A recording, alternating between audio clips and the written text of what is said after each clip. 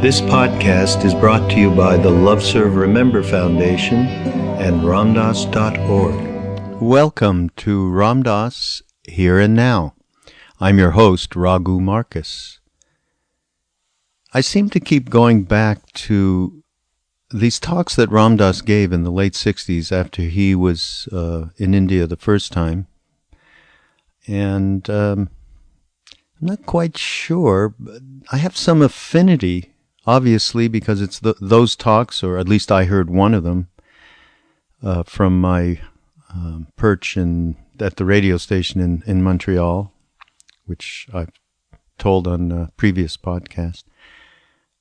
It's the way in which he was still delving into all of these spiritual matters and using his own personal experience as fodder for everyone to be able to completely grok, if we remember that word, or just resonate with what he was saying, where he was coming from, and we could feel it inside ourselves.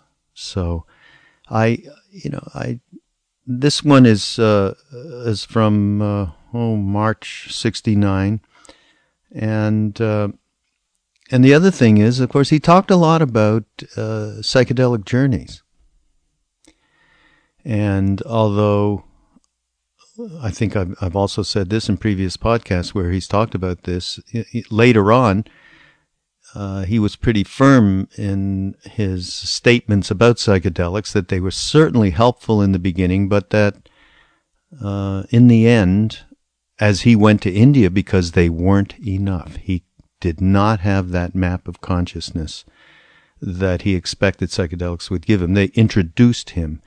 But in this particular lecture, he talks about a psychedelic trip he had, and he ended up in the desert alone, and it was a long journey, meaning I don't think it was acid. I think he mentions it was this drug called STP. I don't know if y'all are familiar with it.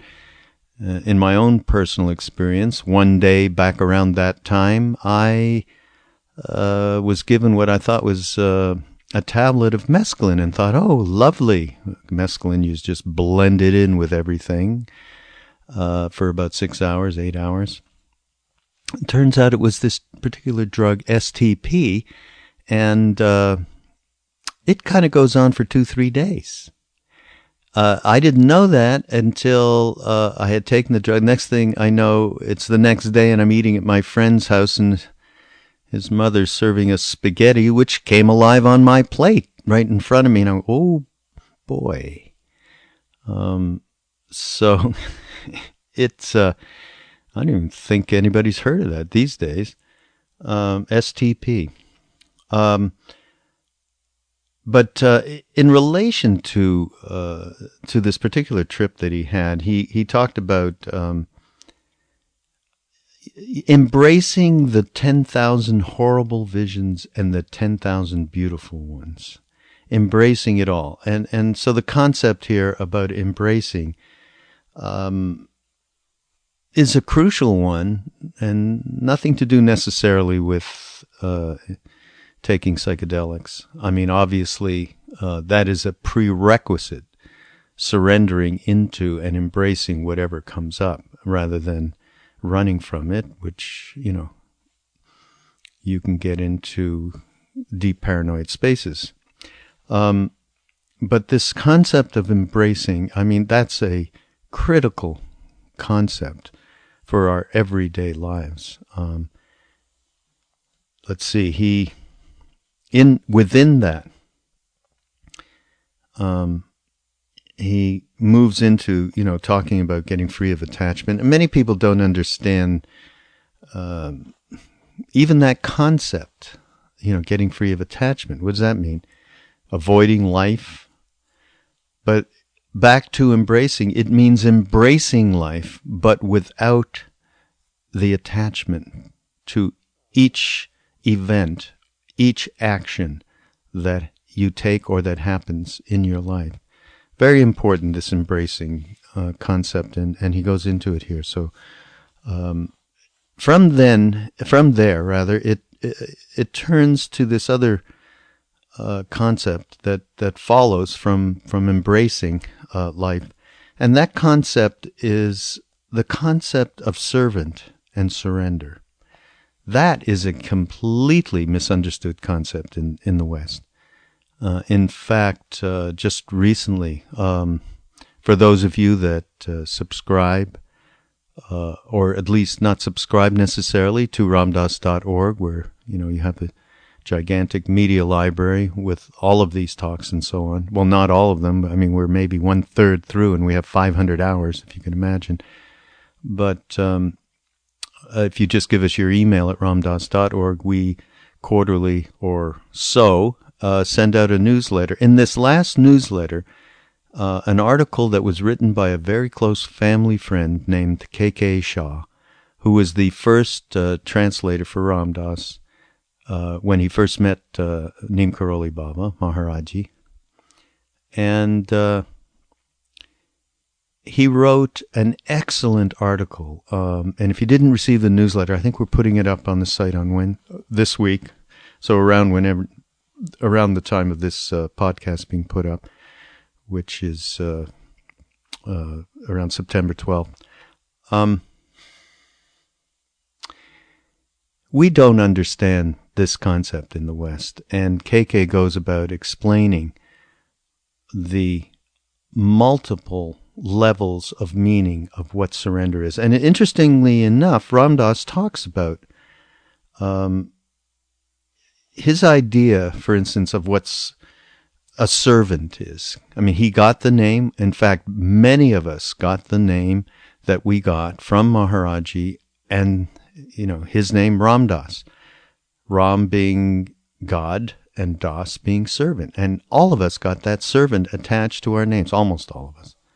And so he talks about what his concept was about what we know as servants. If he came from a middle-class Jewish family, and there were servants that came in and took care of the cooking, the cleaning, and so on and so forth. And the Western model that we have is, well, a servant takes advantage as much as possible of the master, of the boss, and vice versa. And it's this contrary kind of relationship. I mean, oftentimes, of course, it can be a friendship. I mean, that can be there as well. So he was introduced this concept of what is a servant in our mind, and what we've come to think of with that word. And that introduces another concept, which is in India, the purest form of expression of what a servant is to a master is the monkey god Hanuman. And Ram Dass introduces that, and the story that it comes from, which is in part of what's called the Ramayana, one of the ancient scriptures of India. And in that story, Hanuman is described as the perfect servant of Ram. And again, we know servant, as ego.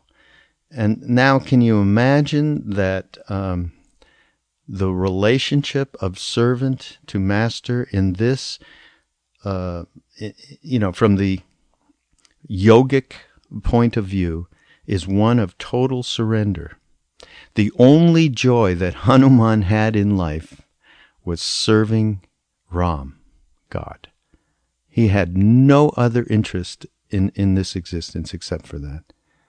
And in fact, Maharaji used to tell us to read this one particular chapter from the Ramayana called The Beautiful, Sundarakam. And in it tells of how Ram enlisted Hanuman to find his wife who had been abducted by the demon, Ravana. And he went to Sri Lanka and he burnt the city down and he found her and he came back to Ram and he told what had happened, and that now all Ram had to do was take his army and go over there and get her back.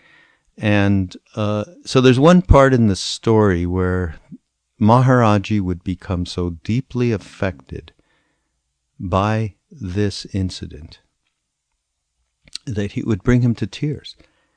And it's the part where Ram goes to Hanuman after hearing of his exploits, and he says, "Whatever, you have done something that no one has done for me ever before. The kind of selflessness that you have demonstrated here and action is, I will give you whatever boon you want from any of the 6, 8 universes, whatever."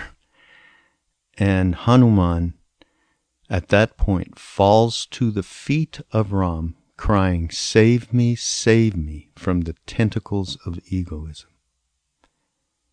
That's all he wanted.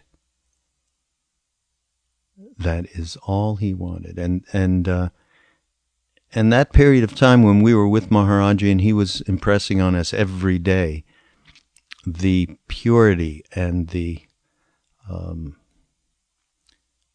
love that Hanuman expresses was something for us to look to. That is a radical, completely topsy-turvy model of what we're used to with the word servant and surrender. And we'll listen to Ram Dass here and now. This talk was given the 27th of March, 1969, in New York City as one of the Bucks County Seminar House series.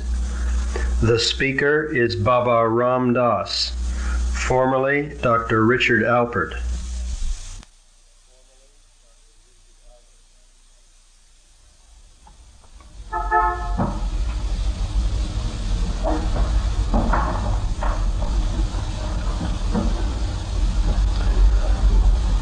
When you understand that form is the Hello.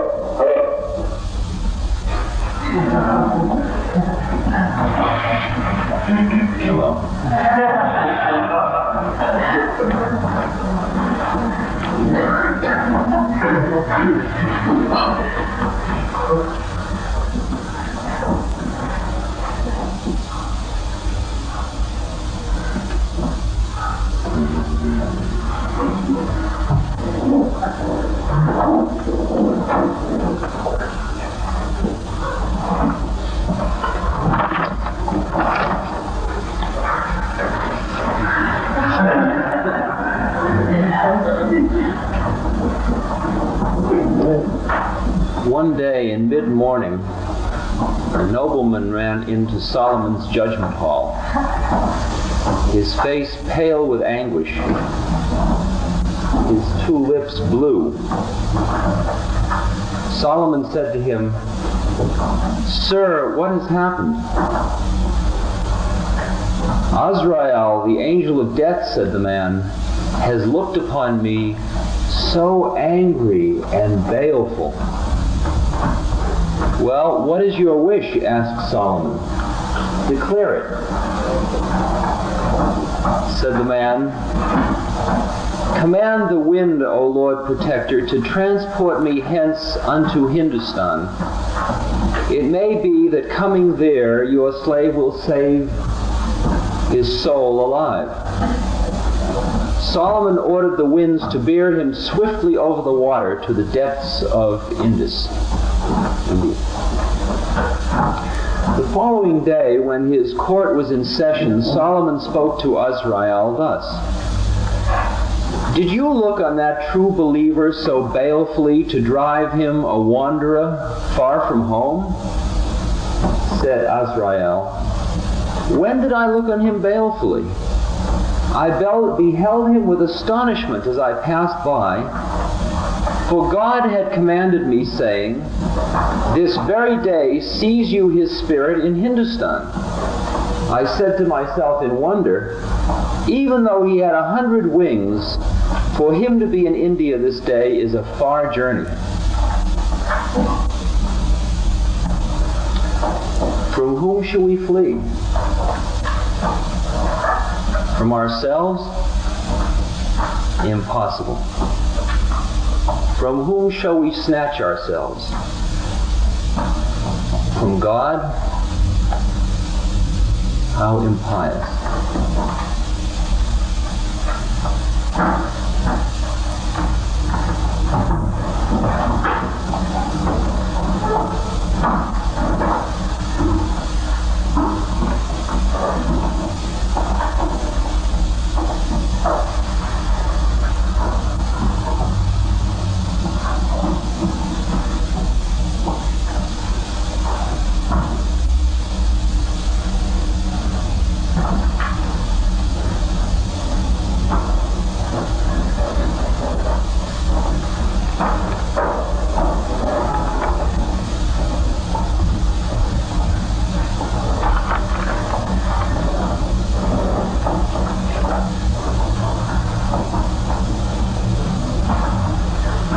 Here we are, were we to flee to Hindustan,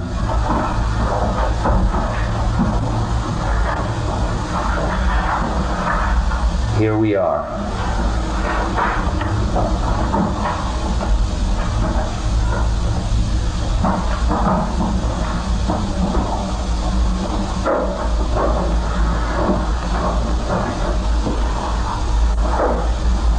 When I close my eyes, I'm in the temple in the Himalayas.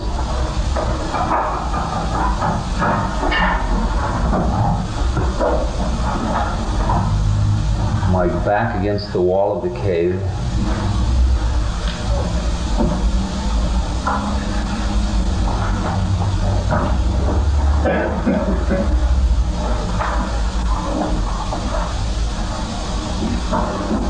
I'm in my cabin in New Hampshire.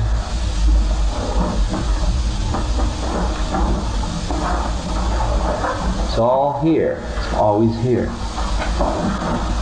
Always right at the same place.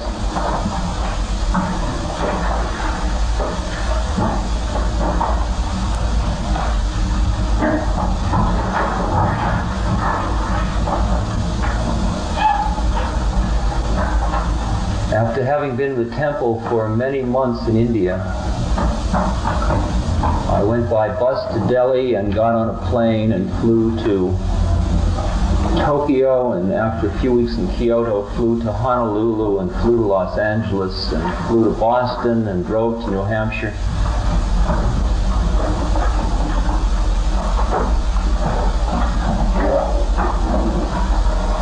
And all the time, as all this was happening, it was as if nothing were happening whatsoever.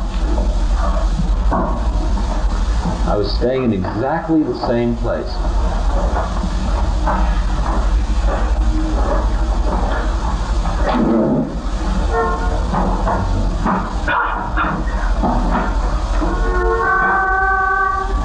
First time I experienced this timeless, spaceless quality, several years back, a chemical called STP.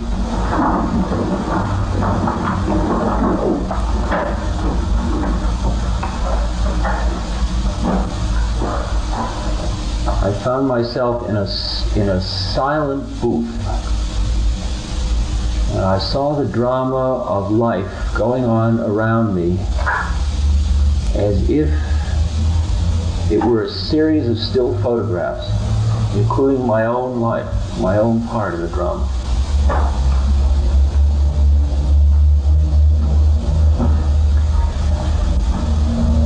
And I had taken this chemical and it had put me in this place. And I felt a great sense of loss.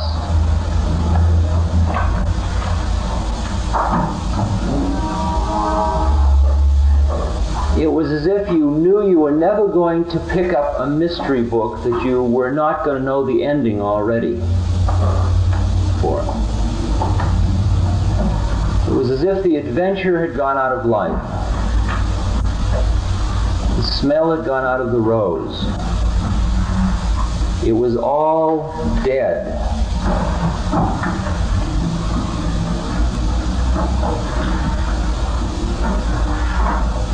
was flat, silent, void, empty, nothing.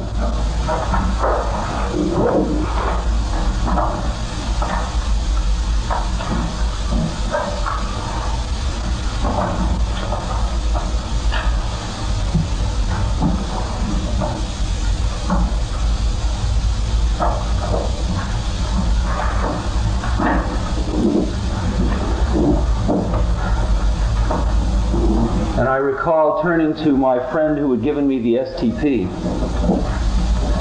and asking him who controlled this dimension of reality that I was in. It was total paranoia. Who runs this? Whose power am I under? And he looked at me with laughing eyes and he said, mine.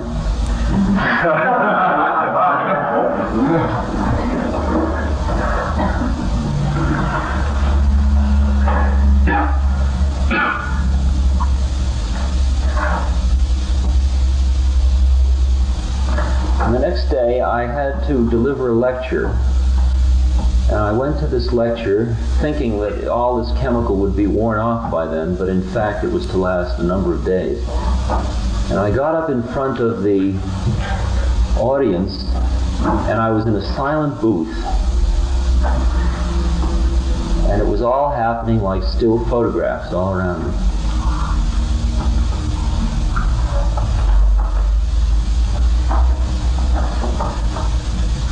And speaking started, and it came somewhere out of the bowels.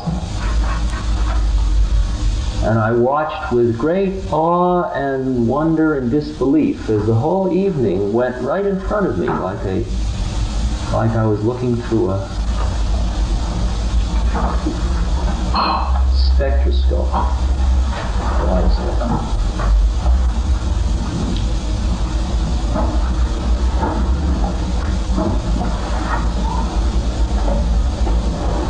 At the end of the lecture, nobody moved.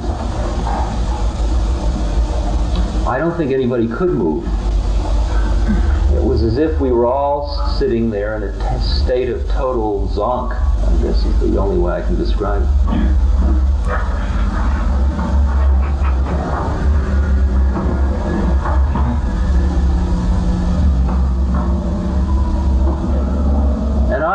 And it frightened me, the experience frightened me, and I stopped lecturing after that because I didn't know what had happened to me, what I had tuned in on, what reality I had gone to.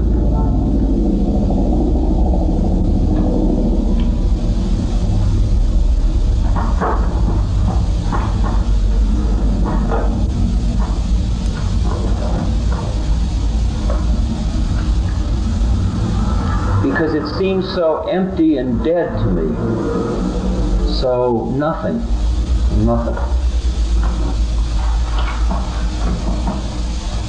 Later it wore off.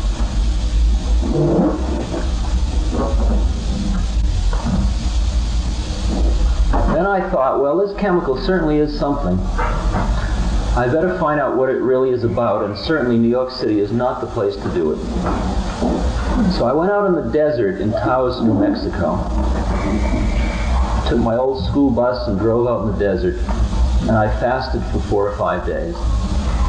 Way, way out, away from all people. 50 miles away from anybody. And then at sunset, I took the same chemical again.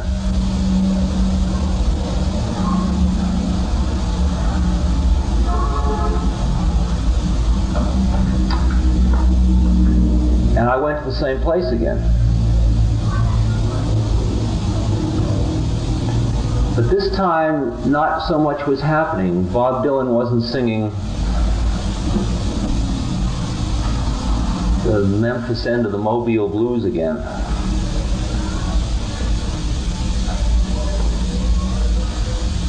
And I was there under the stars. And right in the middle of that place, I was saying, oh, I'm here again. This horrible place. And then in that moment of timeless moment, I said, yes, and this too. and immediately it turned into something else. Immediately it turned into something else.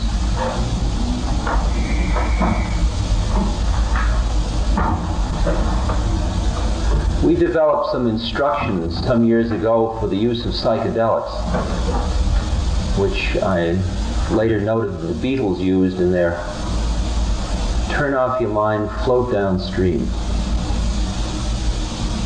Turn off your mind, float downstream.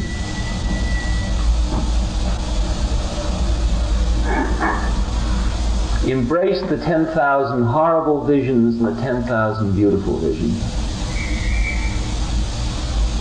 Embrace life, go through it. Embrace it all.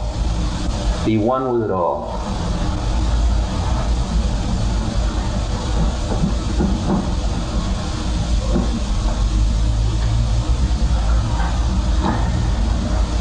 It was only when I said, "and that too," that I got rid of another symptom that I had.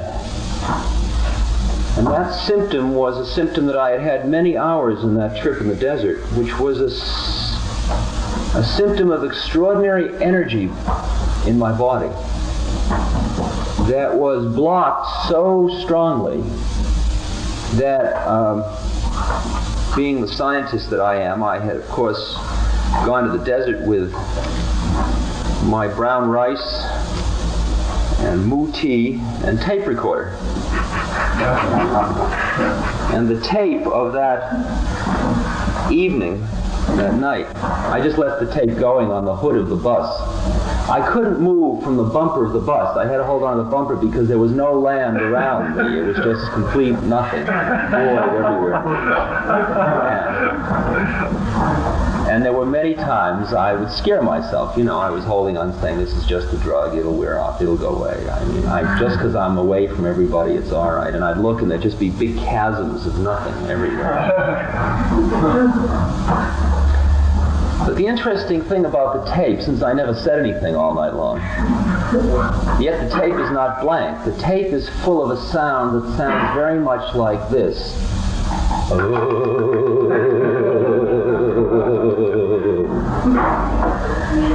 Maybe 6 hours of that.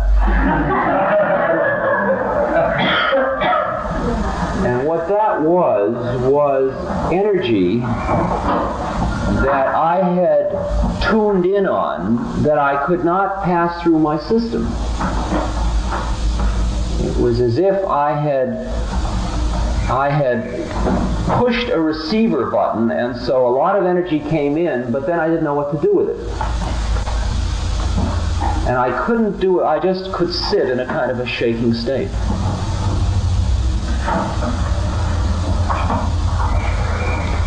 But then I noticed that when I said, "Yes, and this too, I will embrace this, I will become one with the stars."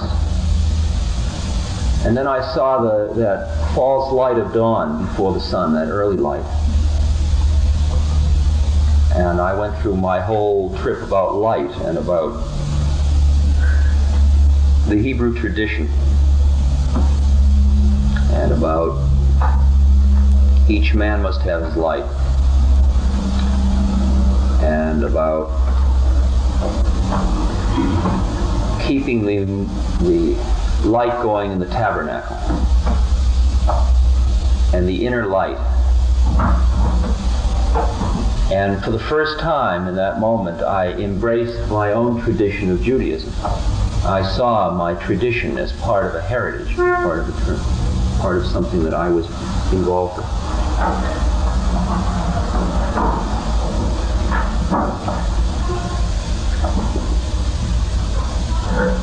I,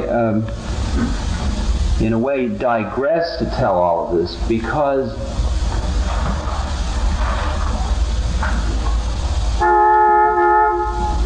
we have been discussing a great deal about getting free of attachment to life. And last evening we talked about the misunderstanding of getting free of attachment and interpreting it somehow as a way of avoiding life.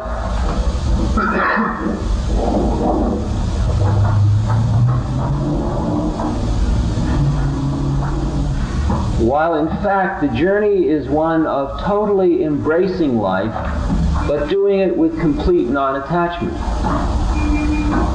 This may seem paradoxical to you until you have meditated long about the matter.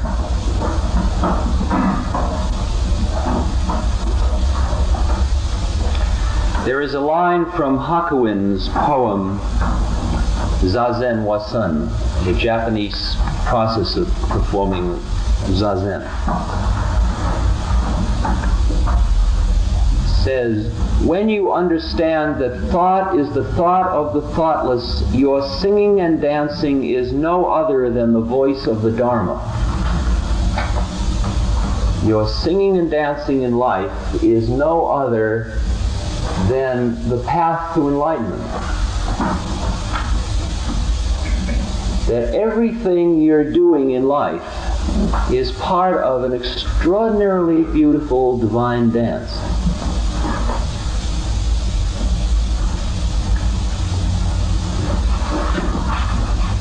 And in a way, it's only by embracing the 10,000 horrible visions and the 10,000 beautiful visions that you go through the doorway of nature to go beyond nature at the same time as being fully in it.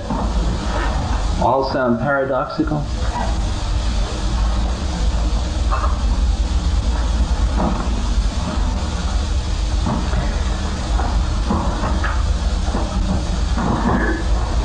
Now I'm of a sect which is the Sect of Serbs. My name is Ram Das. Das means servant, and Ram is an incarnation of God.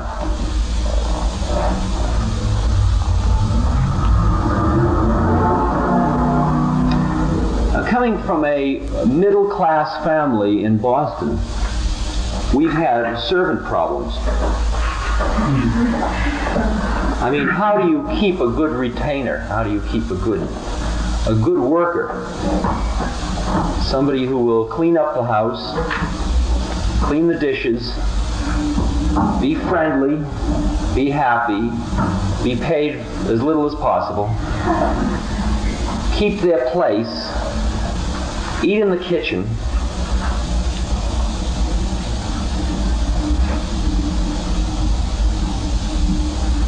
have their own personal life, but don't let it intrude.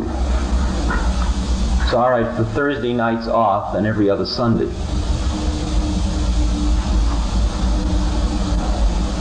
That was the world I grew up in about servants.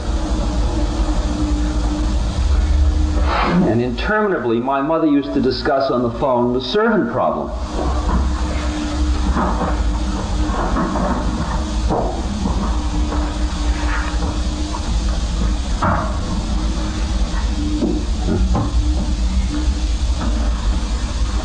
And then there was a movie I recall seeing called The Servant.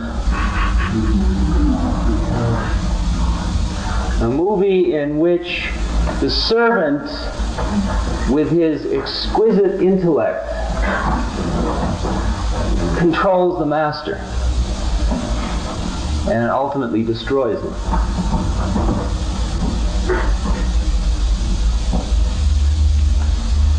And it had, in a way, the essence of the Western model of servant and master.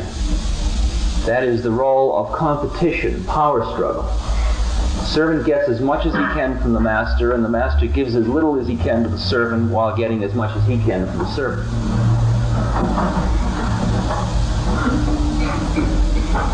How strange I should end up as a servant in a servant sect, thinking all those things.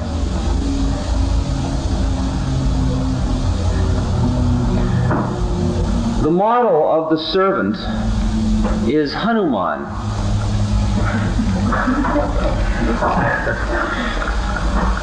Hanuman is a monkey. This is a Western representation of Hanuman. Hanuman is in the story of the Ramayana. And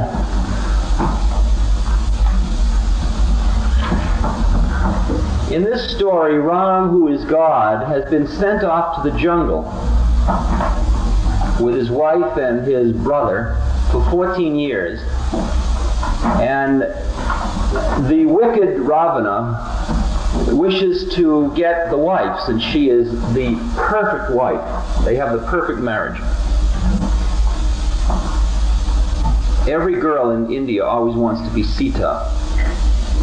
And every marriage ceremony has the symbology of Sita and Ram in it. And so he goes to a magician, and the magician makes herself into a deer that's made of jewels. And Sita looks at the deer and she says to Ram, "Would you get that for me and just let me have it as a pet?" And Ram goes off to get it for Sita. And while he's gone, the bad Ravana comes in the form of a holy man, and he spirits Sita away. And he takes her to an island, and he holds her captive there because she won't make it with him, because she's very pure. And he says he's going to kill her, and she says the sooner the better, because then she'll be reunited with God, who's her husband. And it's a very complicated story, because the bad guy is really a good guy just fulfilling a bad incarnation, and he's hoping he'll be killed by Ram. That's one of the reasons for stealing Sita, because if you get killed by God, you immediately become enlightened. So it's not a simple story by any means. And Ram is quite uptight in his incarnation. See, it's this funny level business in these stories is very important, by the way. I'm not just passing the time.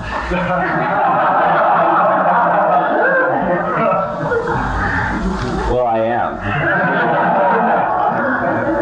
How do you like that?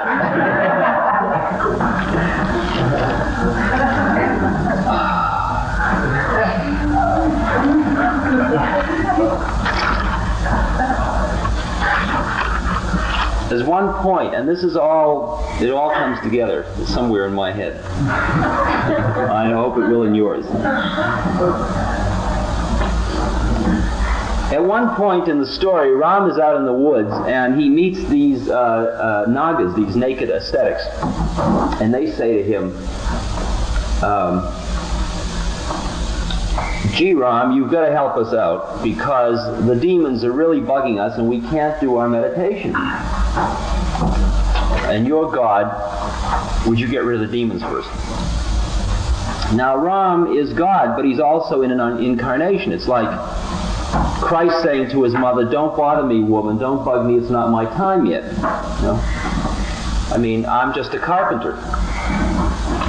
So Ram says, he says, "I'll go to see my guru and see if I can get a mantra that will zonk the demons, that'll wipe out the demons." So he travels many days, and he comes to his guru, and he says to the guru, he bows down at the feet of the guru, and the guru bows down at his feet, and everybody's bowing to everybody else, since there's all these levels going. Since the guru spends all his time worshiping Ram, and Ram spends all his time honoring the guru. See, that's the trip. And Ram says to the guru, "Would you give me a mantra to wipe out these demons?" And the guru says, "Look how silly. You're God. You know, you are the mantra. You're the demons, you're the whole works." And then right in the middle of the sentence, the guru remembers, and he says, "Oh, I forgot, we're in an incarnation. And you're Ram, this nice young guy, and I'm your guru. And of course I'll give you a mantra." He gives him a mantra, he wipes out the demons.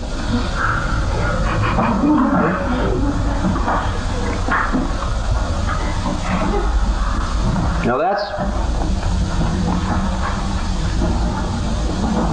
At that point, the Guru says, you honor me by allowing me to serve you this way. You're helping me by letting me serve you. That's a clue to the servant problem we're discussing.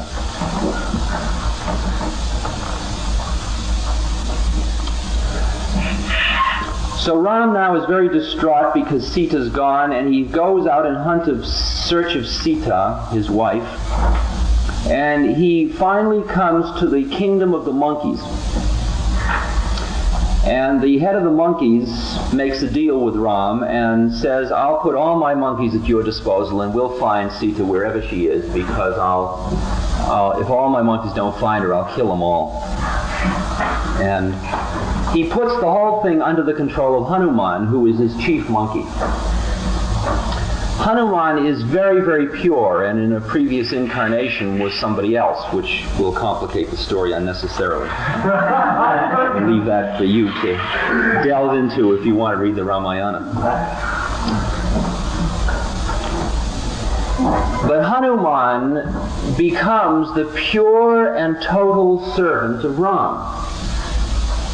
In other words, he dedicates his entire life, existence, feeling, breath, spirit, heart, the whole works to Ram.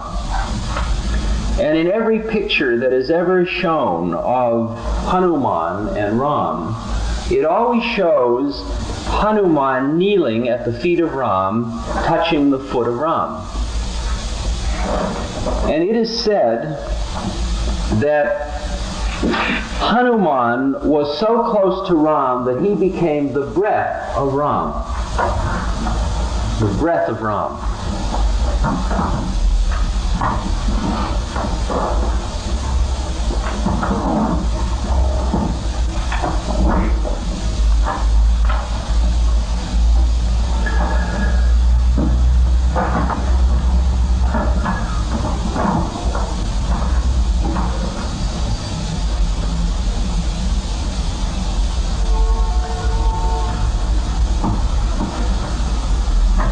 The relation of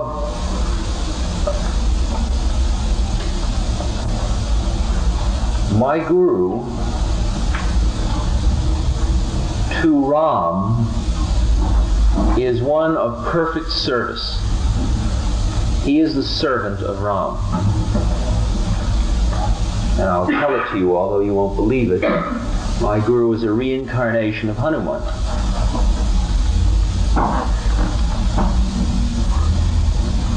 And as a perfect servant of Ram, he is totally selfless. Now see, in order to understand this, you've got to break through your entire model of servants. Because always you think of servants as egos. As the servant playing the game of servant in order to get something for himself. This podcast has been brought to you by the Love Serve Remember Foundation and Ramdas.org. We appreciate all the support for the foundation and for Ram Dass's work, and we hope that you will continue that support. You can go to Ramdas.org and click on the Donate Now button and follow the prompts. Thank you.